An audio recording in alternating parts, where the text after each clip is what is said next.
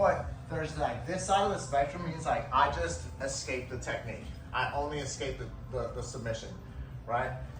This side, maybe I escape the submission and I change the position. You know, like maybe I escape the Americano when I'm mounted.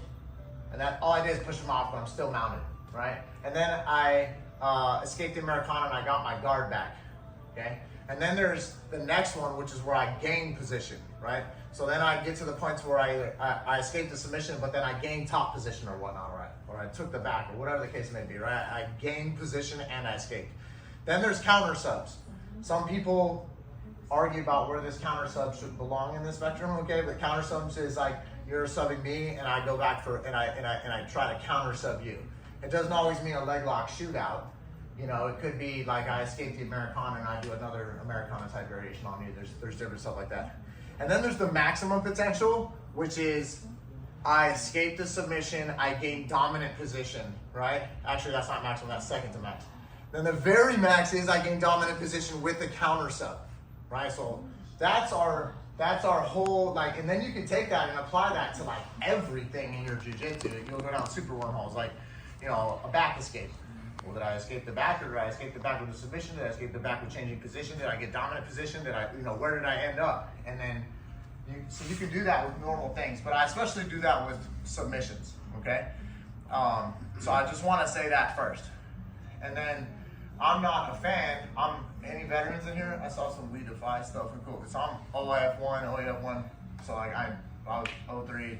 I was in during 9/11, right? So my combat mentality is not to like duck.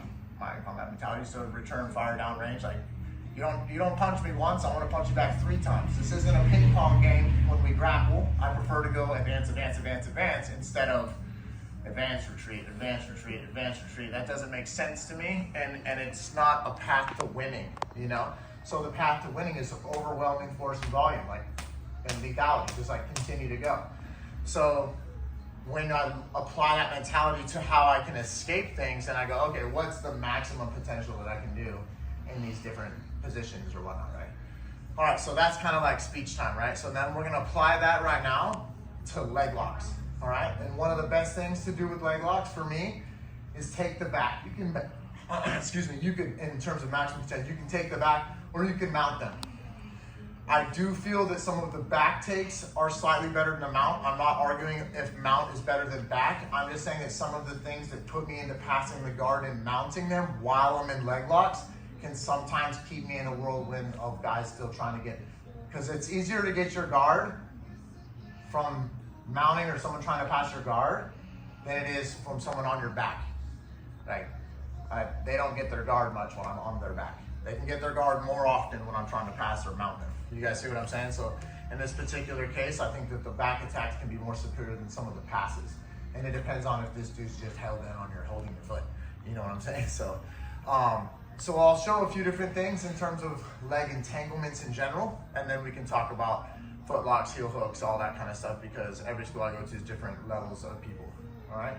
So another thing I'm gonna do is teach backwards, okay? So I know sometimes we teach like in a sequence and we go forward, but some of these movements right here, it's easier to show you like in incremental movements and then put it all together more than it is to show you like, all right, I'm gonna spread his single leg X open and dive here. It looks stupid complicated when you start from that. So we're gonna start super small and simple, and then we'll move on from there. So now that you understand my spectrum of how I would rather counter fire and my mentality, you understand why I'm doing certain things this way. We good to go now? Any questions?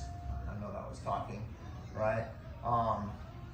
Can I use you? Yeah. What are you, white belt, blue belt, purple? Blue. Blue? Okay, so we know what's up.